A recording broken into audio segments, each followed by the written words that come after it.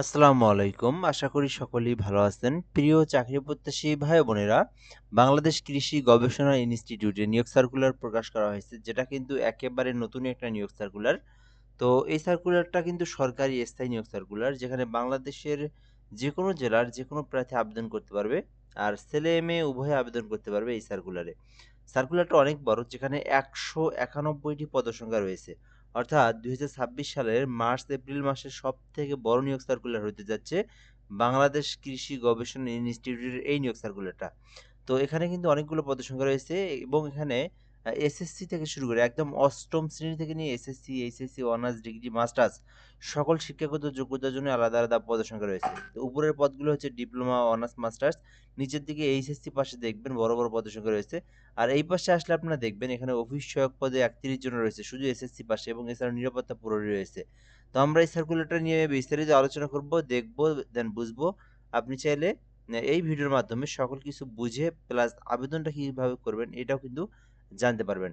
এজন্য আপনারা সম্পূর্ণ ভিডিওটা ধৈর্য সহকারে শেষ পর্যন্ত দেখার জন্য অনুরোধ করা হইল। তো বাংলাদেশ কৃষি গবেষণা ইনস্টিটিউটের অধীনস্থ স্থায়ী রাজস্ব খাতভুক্ত এবং অস্থায়ীভাবে রাজস্ব খাতে সৃজনকৃত নিম্নবর্ণিত পদে নিয়োগের জন্য বাংলাদেশের প্রকৃত নাগরিকদের নিকট হতে অনলাইনে আবেদনের জন্য আহ্বান করা যাচ্ছে।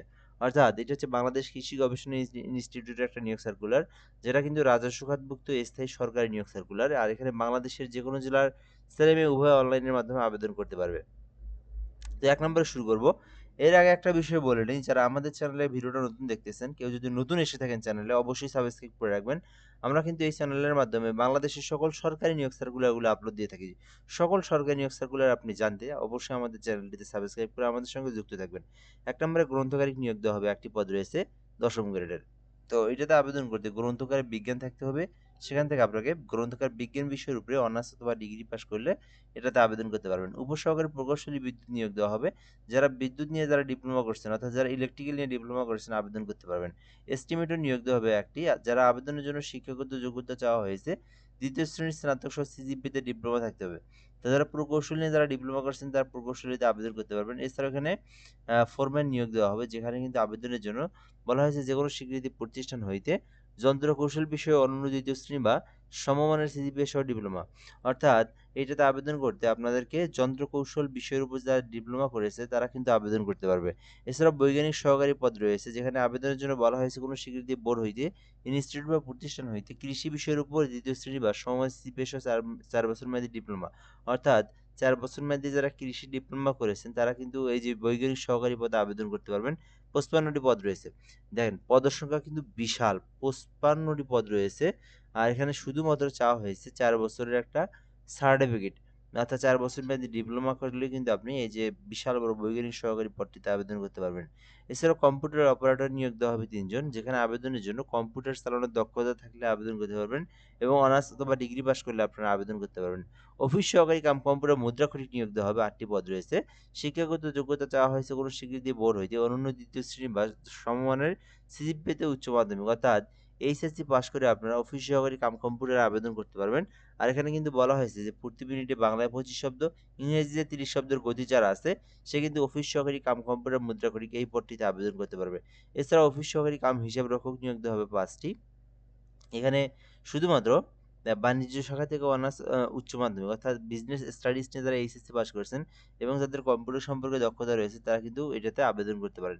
এছাড়া অফিস সহকারী নিয়োগ দেওয়া হবে একটি। আবেদনের জন্য উচ্চ মাধ্যমিক থাকলে আবেদন করতে পারবেন। স্টুডেন্ট কিপার কাম অফিস সহকারী রয়েছে, এইচএসসি পাশে আবেদন করতে পারবেন। ভান্ডার রক্ষক ৪টি, এইচএসসি পাশে আবেদন। পরিসংখ্যানবিদ, টেকনিশিয়ান, পরিসংখ্যানবিদ এখানে একটি রয়েছে, যেখানে আবেদনের জন্য সংশ্লিষ্ট বিষয়ের উপর আপনাকে অনার্স বা ডিগ্রি করলে আবেদন করতে পারবেন।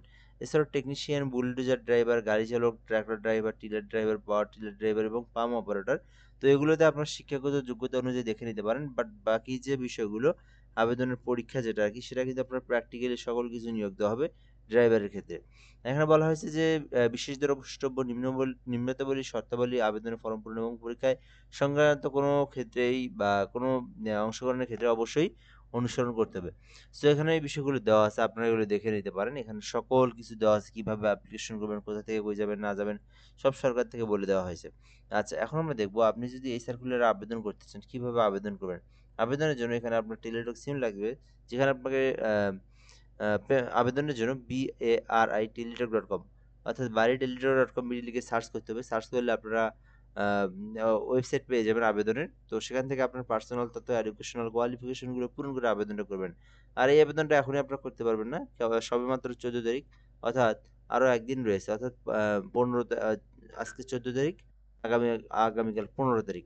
তো এর মানে যে পুরো আরও একদিন এক রাত রয়েছে, অর্থাৎ আপনারা 15 তারিখ সকাল 10টার পরে আপনারা SMS আপনারা এই যে অনলাইনের ওয়েবসাইটে প্রবেশ করবেন, তখন আপনারা এই ওয়েবসাইট পেয়ে যাবেন। এখন কিন্তু এই ওয়েবসাইট প্রবেশ করলে পাবেন না, কেননা এখনও সময় হয় নাই বা এটা কিন্তু আসে নাই। তো অটোমেটিকলি 15 তারিখ সকাল 10 ঘটিকার মধ্যে আপনারা এই যে bari.gov.bd লিখে সার্চ করলে আপনারা এই ওয়েবসাইট পেয়ে যাবেন। ওকে, এরপর আমরা এখান থেকে দেখব আবেদনের জন্য কত টাকা ফি জমা দিতে হবে। তো কেউ যদি এখানে 1 থেকে 4 এর মধ্যে আবেদন করেন 223 টাকা, এবং এখানে 5 থেকে 5 নং ক্রমিকের মধ্যে আবেদন করলে 150 টাকা, এবং 18 নম্বর 5 টাকা সহ 168 টাকা, এবং 6 থেকে 18 নম্বর ক্রমিকের মধ্যে আবেদন করলে 112 টাকা, এবং 19 থেকে 30 এর মধ্যে আবেদন করলে 50 টাকা আপনাকে ফি জমা দিয়ে পেমেন্টটা করতে হবে। পেমেন্ট করার প্রসেসটা অনেক সহজ। BARI স্পেস লিখে ইউজার আইডি লিখবেন, তারপরে 163 বোল্ড নাম্বার সেন্ড করে দিবেন।